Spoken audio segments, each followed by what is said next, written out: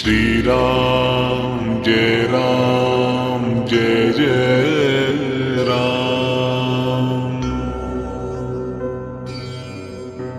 श्री राम जय राम जय जय राम। श्री राम जय राम जय जय राम।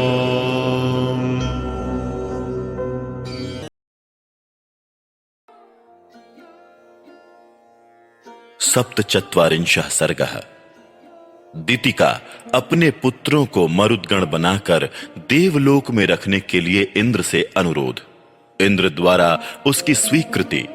दिति के तपोवन में ही इक्ष्वाकु पुत्र विशाल द्वारा विशाला नगरी का निर्माण तथा वहां के तत्कालीन राजा सुमति द्वारा विश्वामित्र मुनि का सत्कार। इंद्र द्वारा अपने गर्भ के 7 टुकड़े कर दिए जाने पर देवी दिति को बड़ा दुख हुआ। वो दुर्धर्ष वीर सहस्त्राक्ष इंद्र से अनुनय पूर्वक बोली, देवेश बलसूदन, मेरे ही अपराध से इस गर्भ के 7 टुकड़े हुए हैं, पर इसमें तुम्हारा कोई दोष नहीं है।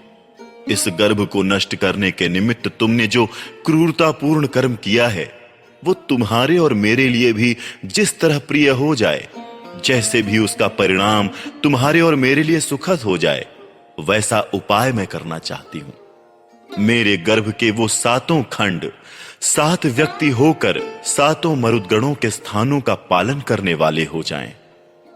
बेटा, ये मेरे दिव्य रूपधारी पुत्र मारुत नाम से प्रसिद्ध होकर आकाश में जो सुविख्यात 7 वातस्कंध हैं, उनमें विचरे।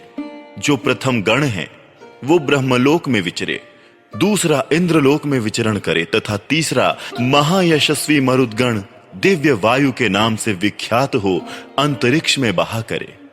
सुरश्रेष्ठ, तुम्हारा कल्याण हो।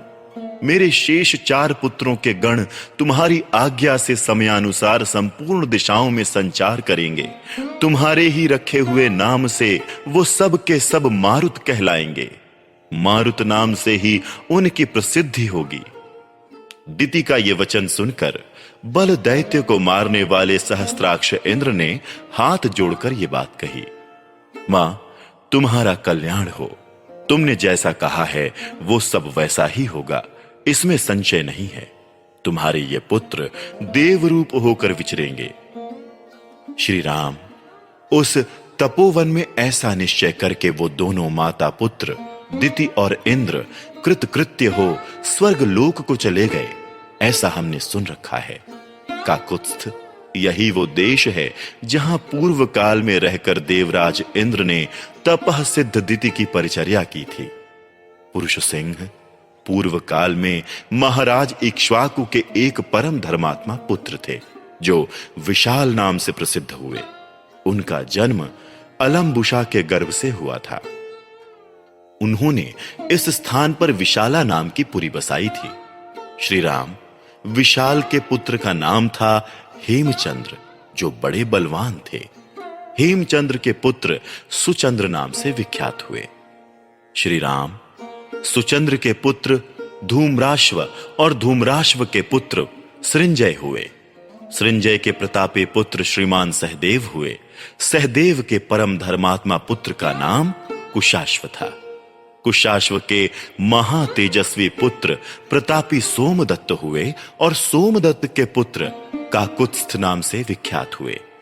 काकुत्स्थ के महातेजस्वी पुत्र सुमति नाम से प्रसिद्ध हैं, जो परम कांतिवान एवं दुर्जय वीर हैं। वो ही इस समय इस पुरी में निवास करते हैं।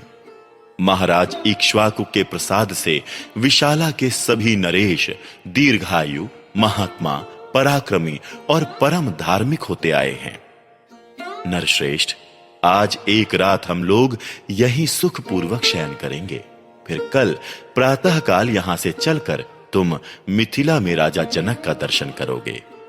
नरेशों में श्रेष्ठ महातेजस्वी महायशस्वी राजा सुमति विश्वामित्र को पुरी के समीप आया हुआ सुनकर उनकी अगवानी के लिए स्वयं आए। अपने पुरोहित और बंधु बांधवों के साथ राजा ने विश्वामित्र जी की उत्तम पूजा करके हाथ जोड़ उनका कुशल समाचार पूछा और उनसे इस प्रकार कहा, मुने, मैं धन्य हूं। आपका मुझ पर बड़ा अनुग्रह है, क्योंकि आपने स्वयं मेरे राज्य में पधार कर मुझे दर्शन दिया। इस समय मुझसे बढ़कर धन्य दूसरा कोई पुरुष नहीं है। इस प्रकार श्री वाल्मीकि निर्मित आर्ष रामायण आदि काव्य के बाल कांड में 37वां सर्ग पूरा हुआ।